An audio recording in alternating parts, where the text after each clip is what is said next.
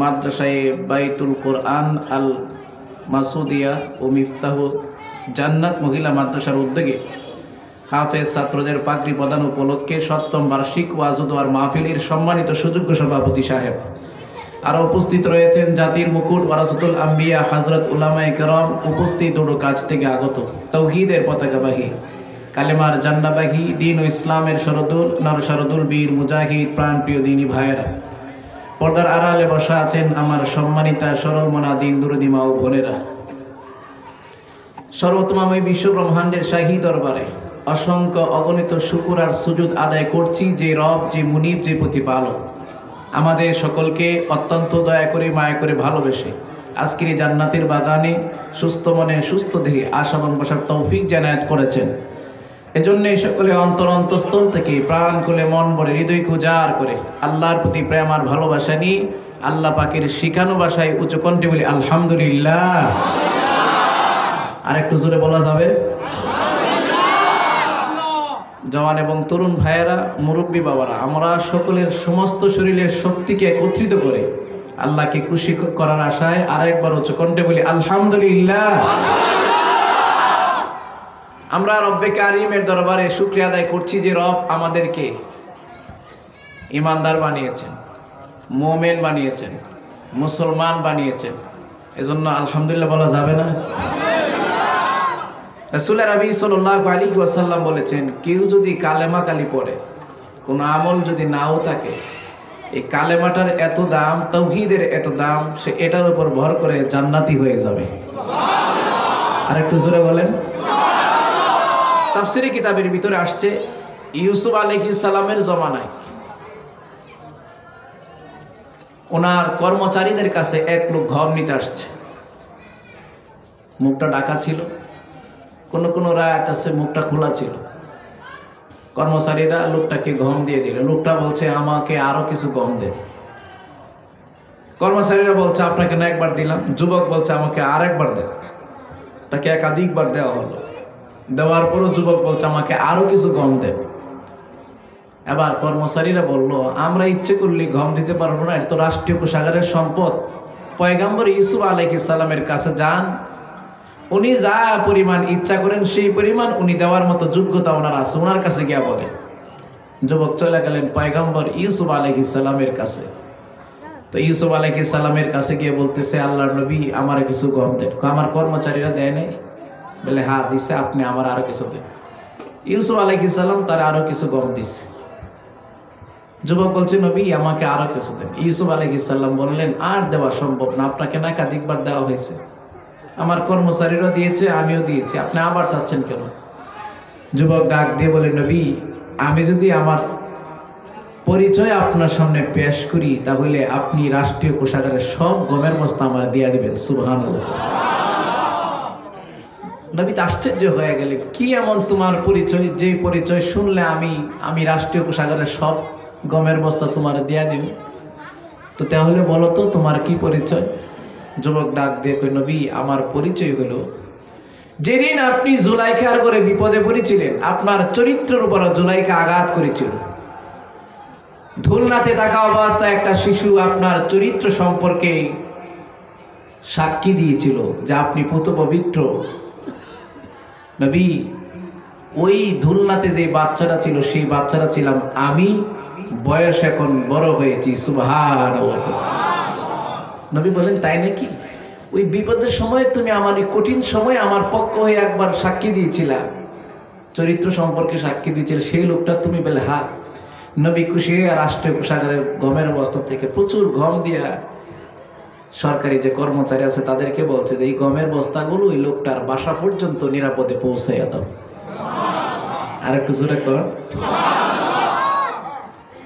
সরকারি কর্মচারীরা গমের বস্তা কাঁধে নিয়ে যাচ্ছে, এই লোকের বাড়িতে পৌঁছায় দেবে। আল্লাহ পাক, আল্লাহ সুবহানাহু ওয়া তাআলা আসমান থেকে জিবরিল আমিনকে নাজিল করলেন। জিবরিল, আপনি জানতো, আমার নবীরে জিজ্ঞেস করেন, নবী যে রাষ্ট্রীয় কোষাগারের সম্পত্তি থেকে একটা বিশাল অংশ এই লোকটার দিয়া দিল, এর কারণ কি? আল্লাহ জানে না? আল্লাহ জানেন কি জানেন না? জিবরিল আমিন আসছেন, হে আল্লাহর পয়গম্বর ইউসুফ, রাষ্ট্রীয় কোষাগারের সম্পদের তো সবাই মালিক, আপনি যে একজন এত বেশি দেওয়া দিলেন কারণ কি? দিব না। যে লোকটা আমার বিপদের সময় আমার চরিত্র সম্পর্কে এমন এক তুহমত লেগে গিয়েছিল, যেখানে কেউ ছিল না, ধুলনাতে থাকা অবস্থায় বাচ্চাটা একবার আমার চরিত্র সম্পর্কে সাক্ষী দিয়েছিল, বিপদের সময় আমার চরিত্র সম্পর্কে সাক্ষী দিয়েছিল, আমি নবী খুশি হইয়া তারে এই পরিমাণ গমের বস্তা দিয়েছি। আমার তো মন চেয়েছিল তার যত হাজত আছে আমি সব হাজত পূরণ করে দিই। জিবরাইল আমিন চলে গেলেন, গিয়া কইলেন আল্লাহ এই হালত। আল্লাহ বললেন নবী পয়গম্বর ইউসুফ এই কথা বলেছে বলে, হ্যাঁ জিবরিল তুমি সাক্ষী থাকো। হে ইউসুফ আপনারও আমি সাক্ষী রাখলাম, যে মানুষটা দুনিয়াতে একবার বলবে লা ইলাহা ইল্লাল্লাহ, তাওহীদের সাক্ষী দিবে, রিসালাতের সাক্ষী দিবে, নবী জিবরিল আমিন ফেরেশতা আপনারা দুইজনকে সাক্ষী রাখে আমি আল্লাহ জানাই দিলাম, হাসরের ময়দানে আমি আল্লাহর মাকাম অনুযায়ী, শক্তি আর কুদরত অনুযায়ী তার সাথে সর্বোচ্চ পুরস্কার দিয়ে জান্নাতুল ফিরদাউসে পৌঁছাই। তাহলে আমরা হইলাম মুসলমান, ঠিক কিনা? জোরে কন, আর একটু জোরে কন। জান্নাত দেখে না দেখে? আরো জোরে বলতে হবে। ইন্না ফি যালিকা লাইবরাতাল লিউলিল আবসার। নবী কোরআনে অনেক ঘটনা ওয়াকিয়া বর্ণনা করছি মানুষের ইবরত হাসিল করার জন্য। কি হাসিল করার জন্য? আর একটু জোরে কন। ইবরত হাসিল করার জন্য। মজার কিছু কথা বলুন, আল্লাহ যদি তৌফিক দান করে। বাদশাহ হারুনুর রশিদ নাম শুনেন নাই? আর একটু জোরে কন। শুনছেন কি শুনেন নাই? আল্লাহ সুবহানাহু ওয়া তাআলা কোরআনে কারীমে বলেন, কি বলেন? আল্লাহ তাআলা বলেন নবী আপনি গোটা উম্মতে মুহাম্মাদীকে কোরআনে কারীম দিয়ে নসিহত করুন। সুবহানাল্লাহ করুন। ওয়াযাক্কির ফাইন্না যিকরা তানফাউল মুমিনিন। ওয়াযাক্কির ইযবিল কুরআন। নবী আপনি কোরআনে কারীম দিয়ে নসিহত করুন, করলে কি হবে? গোটা উম্মতে মুহাম্মাদীর জন্য তানফাউল মুমিনিন, সবার উপকার হবে, কিন্তু বিশেষ করে মুমিন মুমিনাতের বেশি উপকার হবে। সুবহানাল্লাহ। পৃথিবীতে এমন কোনো মানুষ নাই যে মানুষটা কোরআনের কথা শুনেছে, শ্রবণ করেছে, তার উপকারে আসে নাই। ঠিক কিনা? জোরে কর। অনেক অমুসলিম এখন আছে, দেখবেন হুজুরদের কাছ থেকে পরা পানি নেয় কি নেয় না? বোতল নিয়ে আসে যে হুজুর একটু পরা পানি দেন। কেন? আমার বাচ্চা সুস্থ হয়েছে। তো হুজুররা সূরা ফাতিহা পড়ে ফু দেয়, ফু দিতে দেরি হয়, বাচ্চার পেটের ব্যথা দূর হইতে দেরি হয় না। সুবহানাল্লাহ। ওয়া নুনাজ্জিলু মিনাল কুরআনি মা হুয়া শিফাa'un ওয়া রাহমাতুল লিল মুমিনিন।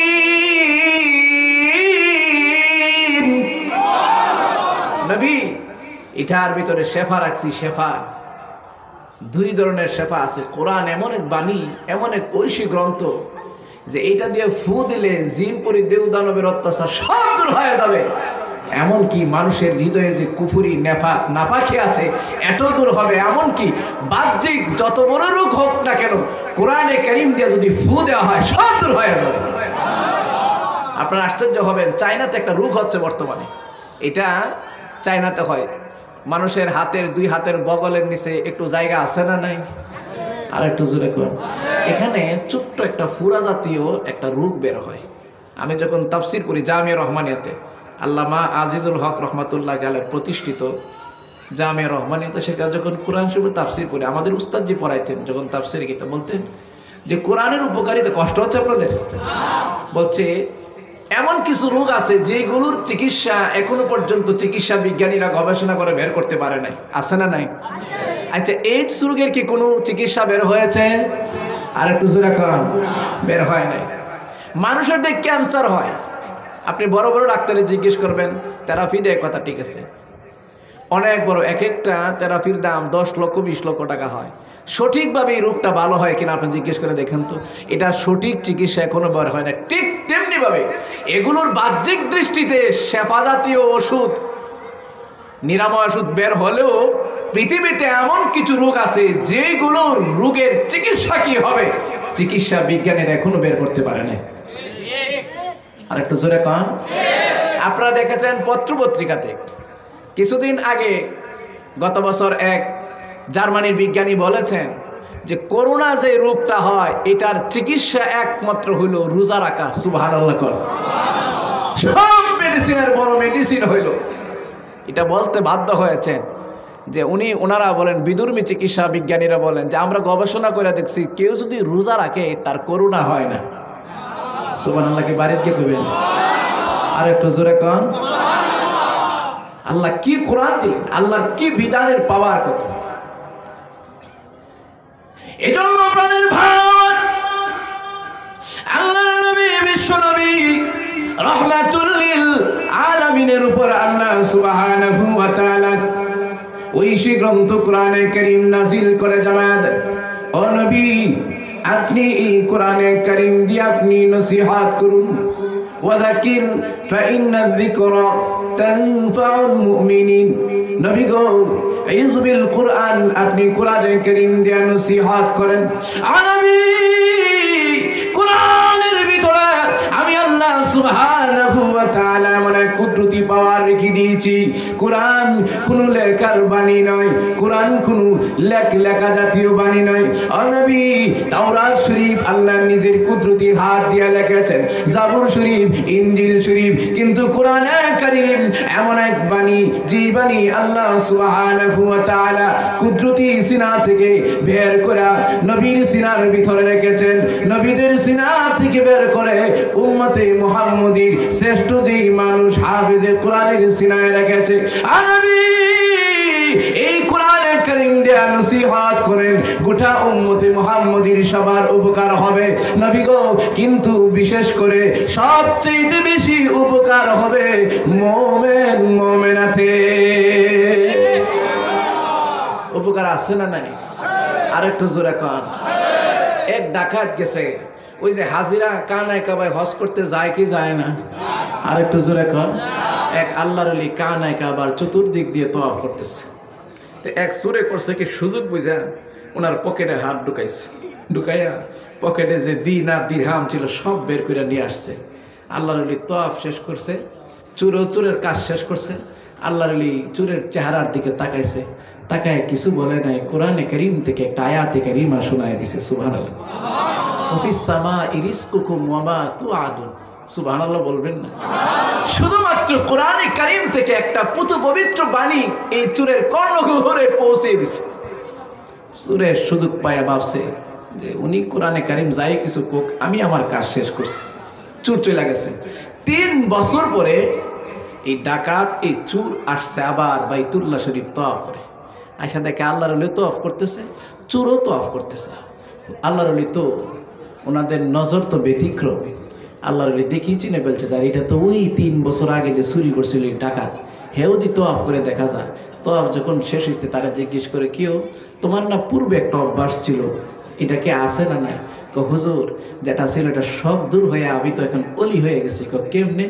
আপনি যে 3 বছর আগে আপনি যখন তওয়াফ করে শেষ করছিলেন, আপনার পকেটে হাত ঢুকাইছিলাম, তখন সব মাল নেওয়ার সময় আপনি বাধা দেন নাই, কিছু বলেন নাই। গোটা কোরআনে কারীমের 30 পারার ভিতর থেকে একটা আয়াতে কারীমা শোনায় দিয়েছেন। ওগো আল্লাহর ওলি, সেই আয়াতে কারীমা 3 বছরের ভিতরে আমার গোটা জীবনটাকে পরিবর্তন করে ওলি হতে বাধ্য করে। আল্লাহু আকবার। এই কোরআনের পাওয়ার আছে না নাই? আর একটু জোরে কর, আওয়াজ করে বলেন কেমন পাওয়ার। বাদশাহ মামুনুদের নাম আপনারা শুনছেন কি শোনেন নাই? কে কে শুনছেন? হাত বাড়ান তো দেখি। ওনার একটা ছেলে ছিল নাম আলী। বাদশাহ তো বাদশাহ, সম্পদের অভাব নাই, কোনো কিছুর কমতি নাই। এখন বাদশাহ ছেলে নাম একটা আলী। ইউসুফ আলাইহিস সালামের চেহারার মতো ইরাকের মানুষও উপমা দিচ্ছে, দৃষ্টান্ত দিচ্ছে, এত সুন্দর চেহারা। তো বাদশাহ মামুনের ছেলে আলী দজলা নদীর কিনারে একটা বাড়ি আছে, বালাখানা আছে, বিল্ডিং আছে, ওইখানে বসে থাকে। বিকালবেলায় যে মানুষ আসে নদীর কিনারায় ঘুরতে আসে, ভ্রমণ করতে আসে, ওই দৃশ্যটা সে দেখে। সুবহানাল্লাহ কর। যারা কক্সবাজার ভ্রমণ করতে গিয়েছেন আপনারা দেখেছেন, আমি একাধিকবার ওয়াজ করতে গেছি। আল্লাহর কুদরতের একটা নিদর্শন সেখানে, যে না দেখলেই নাই হয়, এমন সুন্দর চমৎকার একটা জায়গা, দেখলে চোখ জুড়িয়ে যাবে। আল্লাহ সকলকে যাওয়ার তৌফিক দান করুন, আল্লাহর কুদরত দেখার তৌফিক দান করুন, আমিন বলেন। তো বাদশার ছেলে ইরাকের দজলা নদীর ভিতরে বসে রয়েছে। এই যে ওয়াজ একটা ফেসলাকে একটা ঘটনা বলবো, আচ্ছা এটার পর আরেকটা বলতেছে। বাদশাহ মামুন দুপুরবেলায় খাবার খাবে, গোলামরা ডাক দিছে, গোলাম একটু যাও তো আমার ছেলের নিয়ে আসো। একটা মাত্র ছেলে, আদরের ছেলে, এত সুন্দর চেহারা, ইরাকের মানুষ তারে জগতের ইউসুফ বলে ডাকতে উপাধি দিছে। এবার ছেলেরা ডাকছে, দুপুরবেলায় বাসা খাবার খাবে। ছেলে আলী বলে আমি আসছি, নাম আলী। আয়সা দেখি দস্তরখানার ভিতরে রং বেরঙ্গে খাবার, প্রচুর পরিমাণে খাবার, বাসার খাবার তো কোনো কিছুর কমতি নাই। এবার আলী বলে এত খানা দেখে আমি বলতেছি আমার খাবার খাবো না, আমার রুচি নাই, আমি খাবো না, পেটে ক্ষুধাও নাই। তো বাসা অনেক চেষ্টা করছে খাওয়া বেলায়, আব্বু খাবো না, অল্প একটু খাবার মুখে দিয়ে চলে গেছে। বাসা চেষ্টা করলেন, কোনো কাজ হইল না। আব্বা আমি চলে যায়, ঠিক আছে গিয়া ওই ইরাকের দজলা নদীর কিনারায় যে বালাখানা বাসা বানাইছে এটার কিনারে গিয়ে বসে রয়েছে। বেলকুনি আছে, সুন্দর চমৎকার থাই গ্লাস লাগানো আছে, এখানে বসে বসে প্রতিকরা যে আসে, যারা এখানে আসে ইরাকের নদীতে গোসল করে, কাপড় চোপড় ধৌত করে, হাত মুখ ধৌত করে, এই দৃশ্যটা সে দেখে। সুবহানাল্লাহ কোন। হঠাৎ করে আলী বলে, বাদশার ছেলে, বাদশার নাম কি? মামুনুর রশিদ কিনা? ওনার ছেলে আলী বলে হঠাৎ করে তাকায় দেখি ইরাকের দজলা নদীর কিনারায় একজন শ্রমিক দিন মজুর দেখতে দেখা যায়। মাথায় একটা টুকরি, টুকরি বুঝেন কিনা আপনারা? যে লাউ তরি তরকারি বাজারে সবজি বিক্রি করার জন্য নেওয়া যায়, গ্রামগঞ্জের মানুষ বেশি বেশি বেশি চিনার কথা। হঠাৎ করে তাকায় দেখি মাথায় একটা টুকরি, এই শ্রমিক টুকরিটার নিচে রাখা ইরাকের দজলা নদীর কিনারায় দাঁড়াইয়া পানি দিয়ে হাত মুখ ধৌত করতেছে। হাত মুখ ধৌত করা যখন শেষ হইল, এই থলির ভিতর থেকে, টুকরির ভিতর থেকে একটা থলি বের করছে। থলিটা খুলে এটার ভিতর থেকে শুকনা একটা রুটি বের করছে। শুকনা রুটিটা বের করে ইরাকের দজলা নদীর পানিতে ভিজায়া চুবায়া উঠায়া টুকরা চিরে চিরে চিরে চিরে টুকরা টুকরা করে খাচ্ছে, আর আল্লাহ সুবহানাহু ওয়া তাআলার শুকরিয়া আদায় করতেছে। সুবহানাল্লাহ। কষ্ট হচ্ছে আপনাদের? বাদশা মামুনুর রশিদের ছেলে আলী বলে, কি রে আজীব ব্যাপার, তরকারি নাই, লবণ নাই, কিছুই নাই, শুকনো একটা রুটি ব্যাগের ভিতর থেকে, থলির ভিতর থেকে বের করে এটা ইরাকের দজলা নদীর পানি দিয়া নরম কইরা চিরে চিরে খাচ্ছে আর রব্বে কারিমের শুকরিয়া আদায় করতেছে। সুবহানাল্লাহ। এই দৃশ্যটা দেখে একটু মনে লাগছে, একটু হৃদয়ে লাগছে। তো লাগার পরে গোলামরা ডাক দিছে, গোলাম ওই যে ইরাকের দজলা নদীর কিনারায় একটা শ্রমিক দেখা যায়, তার একটু নিয়ে আসো তো দেখি। এখন গেছে, গিয়া বলতেছে আপনাকে ইরাকের বাদশাহ মামুনুর রশিদের ছেলে আপনাকে আলী ডাকছে। আমি যাব না, লা হাজাত আলী, আমার কোনো প্রয়োজন নাই, আমি কেন যাব?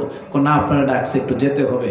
উনি বলেন, এরপর আমি আসলাম আলীর রাজপ্রাসাদে। আসছি পরে আলী জিজ্ঞেস করে, আপনি কি দিন মজুর? বলে হ্যাঁ আমি দিন মজুর। আপনি কেন কাজ করেন মানুষের বাড়িতে? আমি কাজ করি, দুইজনের দায়িত্ব আমার কাঁধে তাকায় বিদায় আমি মানুষের বাসা বাড়িতে কাজ করি। এক নম্বর হইল আমার একজন বোন আছে অন্ধ, চোখে দেখে না, আর আমার মা আছে বৃদ্ধা, চলতে পারে না।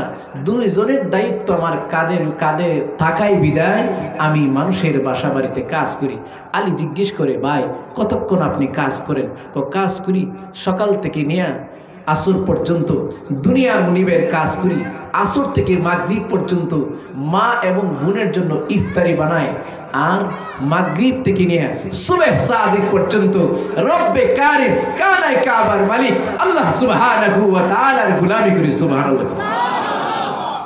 তো জিজ্ঞেস করে, আপনারা যে দেখলাম ইরাকের দজলা নদীর কিনারায় একা একা খাচ্ছেন, তা আপনার মা বোন নিয়ে খাইতে পারেন নাই?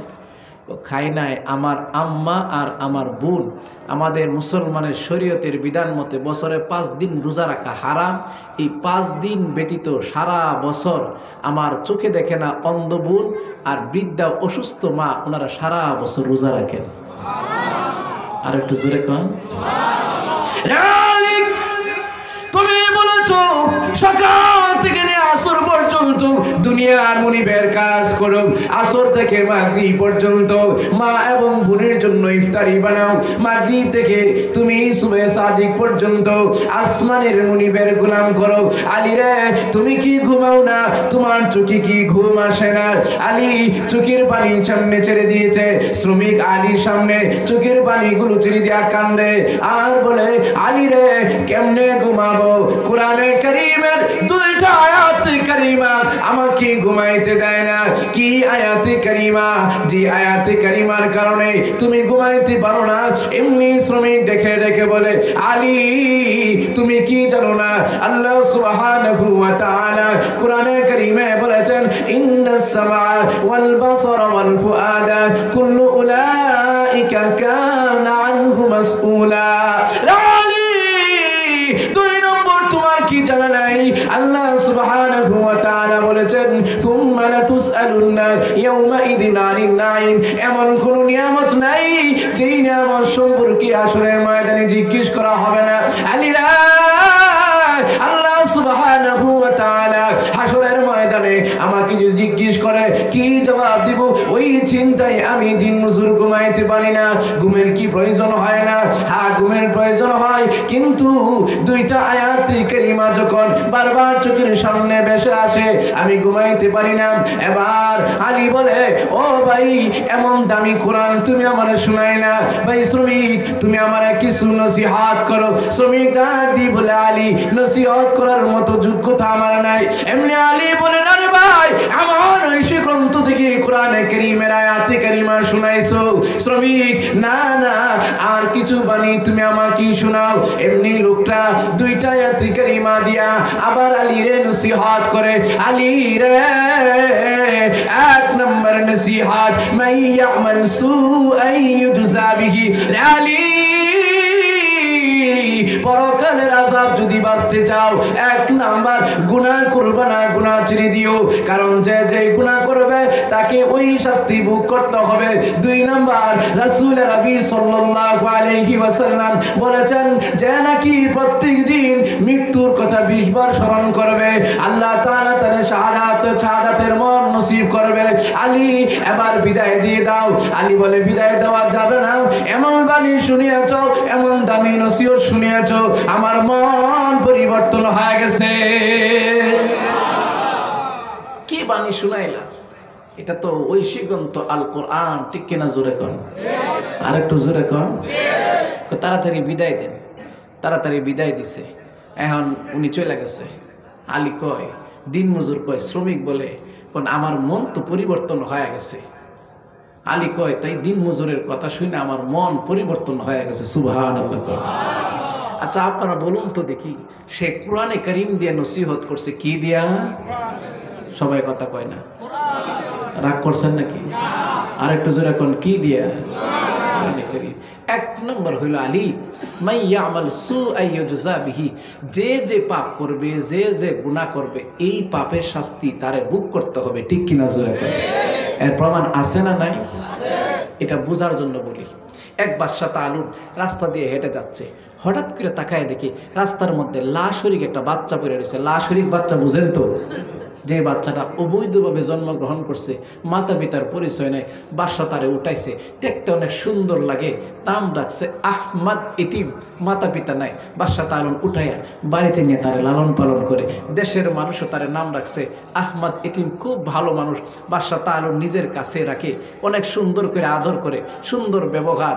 একদিন বাদশা তালুন বৃদ্ধ হয়ে গেছে, এন্তেকাল করবে। ওনার একটা ছেলে ছিল, নাম বাদশা আবুল জায়েশ। উনি বাদশাহী মস্তদে বসছে, ডাক দিয়ে কই, আবুল জায়েশ আমার এন্তেকালের পরে তুমি তো মস্তদে বসবা, তবে আমার যে একটা পালক পুত্র আছে আহমদ ইতিম, তুমি তারা একটু দেখে রেখো। আব্বা ঠিক আছে। এবার বাদশা তালুন এন্তেকাল করছে, বাদশা আবুল জায়েশ বাদশাহী মস্তদে বসছে। একদিন দুপুর বেলায় বাদশা আবুল জায়েশ আহমদ ইতিমরে ডাক দেয়া কয়, আহমদ ইতিম এই নো আমার ঘরের চাবিটা, এই চাবিটা নিয়ে আমার রাজপ্রসাদের অমুক কামরায় একটা জিনিস আছে, ওই জিনিসটা নিয়ে আসো। মুফাসসির কিরামগণ বলেন, আও উম্মতে মুহাম্মদী সকলের জন্য শিক্ষণীয় বিষয়। কি শিক্ষণীয় বিষয়? আল্লাহ তাআলা বললেন, ইন্না ফি যালিকা লাইবরাতাল লিউলিল আবসার। ঘটনা থেকে ইবরত হাসিল করবে। কি ইবরত হাসিল করবে? দেখো, বাদশা তালুন, বাদশা আবুল জায়েশ তালুনকে যখন বলছে, এবার তালুনের ছেলে আবুল জায়েশ যখন বলছে আহমদ ইতিম ওই বাদশার রাজপ্রাসাদের রুমের দরজা খুইলা ভিতরে গেছে, গিয়ে উনি আজীব জিনিস দেখলেন। কি আজীব? গিয়ে তাকায় দেখেন বাদশার স্ত্রী রাজপ্রাসাদের এর এক কর্মচারীর সাথে জেনা করতেছে। নাউজুবিল্লাহ। বাসার স্ত্রী আশ্চর্য হয়ে গেল, কিরে বিয়ে হওয়ার পরে কোনোদিন এই দুপুরবেলায় এই সময় তো কোনো মানুষ ঢুকে না, এই লোকটা হঠাৎ করে ঢুকলো, কারণ কি? যে জানা করছিল হে জানালা দিয়ে বের হয়ে পলায়ন করছে। এবার বাসার স্ত্রী আহমদ এতিমরে ডাক দেয়, কয় আহমদ এতিম, তুমি তো দেখেই বলছো, তবে তোমার আমি একটা অফার দিই, তুমি ইচ্ছা করলে আমার সাথে গুনাহ করতে পারবা। আহমদ এতিম কিছু বলে নাই, কোরআনে করিম থেকে একটা আয়াতে কারিমা শোনায় দিছে, মাই ইয়ামাল সুআ ইউজা বিহি, যে যে গুনাহ করবে, যে যে পাপ করবে, এই পাপের শাস্তি তারই ভোগ করতে হবে। ঠিক কিনা জোরে কর। বলে চলে আসছে, আয়সা বাদশা যে জিনিসটা আনার কথা ছিল ওইটা নিয়ে আসছে। কষ্ট হইতেছে আপনাদের? ওয়াজটা লম্বা হলে কষ্ট হবে? চলে গেছে, এইভাবে জীবনযাপন চলছে। হঠাৎ করে এদিক দিয়ে বাদশা আবুল জায়েশ আরেকটা বিয়ে করছে। বিয়ে করার কারণে প্রথম স্ত্রীর কাছে যাইতে একটু দেরি হইতেছে। প্রথম স্ত্রী মনে করছে হয়তো আহমদ এতিম যে দেখছে বিষয়টা, মনে বাদশারে বইলা দিছে, এই জন্য বাদশা আসতেছে না। দীর্ঘদিন পরে বাদশা আবুল জায়েশ যখন স্ত্রীর কাছে সময় কাটাইতে গেছে, তখন স্ত্রী হাউ মাউ করে কাঁদতেছে। স্বামী স্ত্রীর আনন্দময় মুহূর্তে হঠাৎ করে কাঁদতেছে। বাদশা আবুল জায়েশ জিজ্ঞেস করি, স্ত্রী বিয়ে করার পরে তোমার সাথে কত আনন্দময় মুহূর্ত কাটাইছি, তুমি তো কোনোদিন কাঁদো নাই, এখন কান্দো কারণ কি? কান্দি আপনি তো জানেন না, এক বিশাল ঘটনা হয়েছে। কি? একদিন দুপুর বেলায় আহমদ এতিম আসছিল আমার সাথে গুনার কাজ করতে, আমি বুদ্ধি করে বিচক্ষণতার সাথে তার এই কুচক্রান্ত থেকে নিজের হেফাজত করেছি। নাউজুবিল্লাহ কর। আচ্ছা, আপনারা যারা শুনছেন আপনারা বলুন, আহমদ এতিম কি গুনাহ করতে গেছিল? আর একটু জোরে বলেন।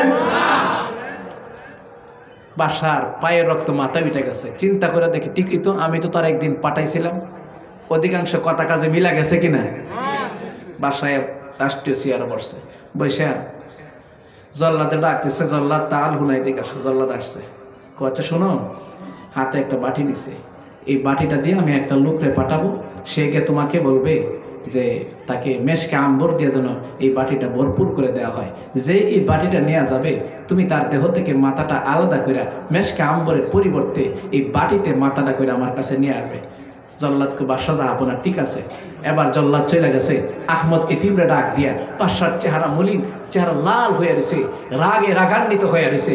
ডাক দেখো, আহমদ এতিম, এই যে একটা বাটি, এই বাটিটা নিয়ে বাদশার কাছে যাও, বাদশার এই বাটিটা নিয়ে জল্লাদের কাছে গিয়ে বলবা এই বাটিটা যেন মেশকে আম্বর দিয়া ভরপুর করে দেওয়া হয়। উদ্দেশ্য আছে না নাই? আছে। আহমদ এতিম বলে, কথার গভীরতা তো বুঝতে পারি নাই, আমি সহজ সরল মনে আমি এই বাটি হাতে নিয়ে রওনা হয়েছি বাদশার দরবারে যাব। তো বাদশার দরবারে জল্লাদের কাছে যাব, যেই রাস্তা দিয়ে বের হয়েছে যাচ্ছে হেঁটে হেঁটে, কার কাছে যাবে? জল্লাদের কাছে। কার কাছে? জল্লাদের কাছে। হঠাৎ করে তাকায় দেখে যেই ছেলে যেই মহিলার সাথে বাদশার স্ত্রীর সাথে জানা করছিল, ওই ছেলের সাথে রাস্তার মাঝখানে সাক্ষাৎ হয়ে গেছে। সুবহানাল্লাহ। ওই ছেলে জিজ্ঞেস করে, আহমদ এতিম, আপনি এই বাটি নিয়ে এই সময়ে কই রওনা হয়েছেন? এই বাটি নিয়ে বাদশা বলছে জল্লাদের কাছে গেলে নাকি জল্লাদ মেশকে আম্বর দিয়ে ভরপুর করে দিবে। যেই ছেলে জানা করছিল, হ্যাঁ আহমদ এতিম, এই বাটিটা আমার কাছে দেন, আমি নিয়ে যাই।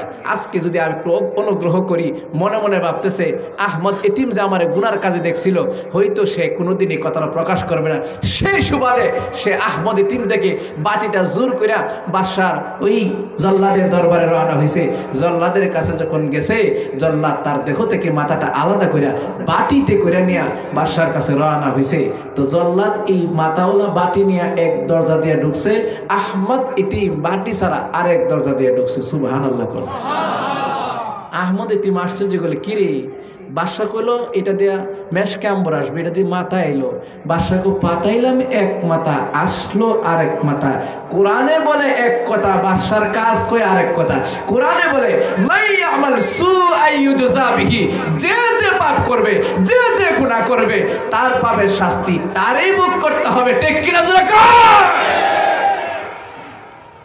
আশ্চর্য হয়ে গেল। এবার আহমদ এতিম আমার অন্তর চক্ষু কইলা গেছে, ডাক দিয়া কয়, বাদশাহ এখন আমি বুঝতে পারছি আপনার উদ্দেশ্য কি ছিল। তবে শুনেন, আমি আপনার স্ত্রীর সাথে গুনার কাজ করি নাই, যার মাথা আসছে সেই আপনার স্ত্রীর সাথে গুনাহ করছে। জিজ্ঞেস না করলে আপনার স্ত্রী জিজ্ঞেস করেন। এখন বাদশাহ স্ত্রী জিজ্ঞেস করে, স্ত্রী যা বলতে সত্য? হ্যাঁ সত্য, কোরআনের আয়াত যেহেতু শোনাইছে, এই কোরআনই সত্য। সুবহানাল্লাহ। এই কোরআন দিয়া নসিহত করছে। সুবহানাল্লাহ কইতেন না? এবার আলী ডাক দেন, শ্রমিক ঘরের ভিতর থেকে বের হয়ে যায়। আলী দিন মজুর আলী গোলামকে ডেকে ডেকে বলে, গোলাম রে, আমি রাজপ্রাসাদে থাকবো না, কোথায় যাবেন আপনি বলে যান। আলী কিছু বলে না। আলী বলে, এমন এক কোরআনের বাণী আমি শুনেছি, গোলাম আমি আর ইরাকের ভিতরে থাকবো না, কোথায় যাবেন মনে মনে সিদ্ধান্ত নিয়েছেন ইরাকের দজলা নদী পার হয়ে ওয়াকিফ নামক অঞ্চলে চলে যাবেন।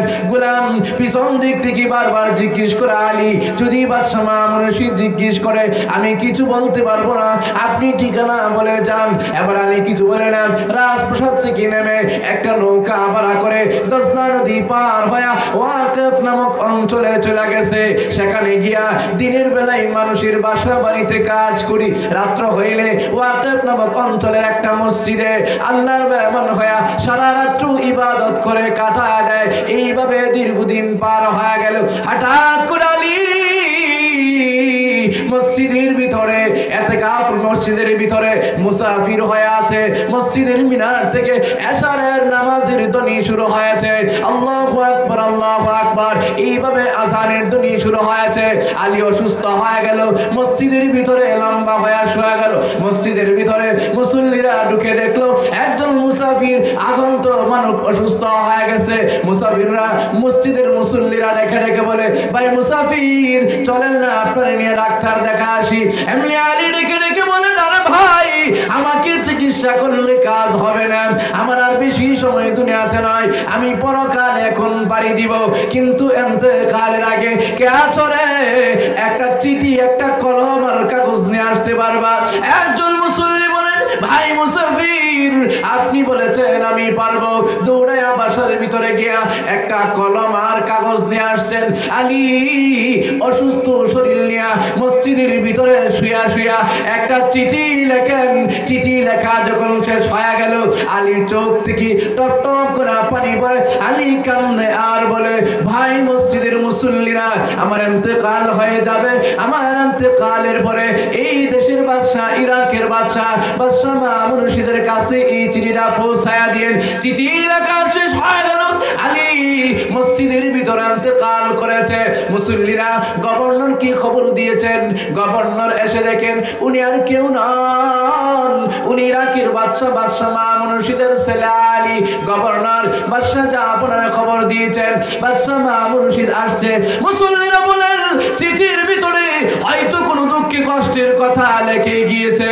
না না, এই চিঠিটা যখন বাদশা মামুন রশিদের সামনে পেশ করা হলো, বাদশা মামুন রশিদ মনে করেছেন উনার সন্তান কোন নসিহতের বাণী বলে গিয়েছেন, কষ্টের কথা বলে গিয়েছেন। বাদশা মামুন রশিদ বলে, খুলে তাকায় দেখি দুনিয়াবি কোনো কথা নাই, আমার সন্তান কোরআনে কারীমে 30তম পারার একটা সূরা, সূরাতুল ফাজরের প্রথম 14টা আয়াতে কারিমা দিয়া চিঠি লেখছে। মুসলমান ভাইরা, ওয়াল ফাজরি ওয়া লায়ালিল আশর, এখান থেকে চিঠি লেখা শুরু হয়েছে। ইন্না ফি যালিকা লা এখান থেকে শুরু হয়েছে 14 নম্বর আয়াতে কারিমা পর্যন্ত। 14টা আয়াতে কারিমা দিয়া চিঠি লেখা শেষ হয়েছে। আব্বারে নসিহত করে, আব্বাজি আপনি সূরাতুল ফাজরের প্রথম 14টা আয়াতে কারিমার দিকে তাকায় দেখেন। আব্বা হে, গোটা পৃথিবীর রাজা বাদশাদের কি হয়েছে? আব্বা, কোরআনে কারীমের নসিহত যদি গ্রহণ না করেন আপনার ওই পরিণত হবে। বাদশা মামুন রশিদ বলেন, কোরআনে কারীমের 14টা আয়াতে কারিমা আমারে ওলি বানাইতে, ওলি বানায়া বাদশা মামুন রশিদকে কবরে নিয়েছে। ওনার জীবনীতে লেখা আছে এই 14টা আয়াতে কারিমা বাদশা মামুন রশিদকে ওলি বানায়া আল্লাহ কবরে নিয়েছে।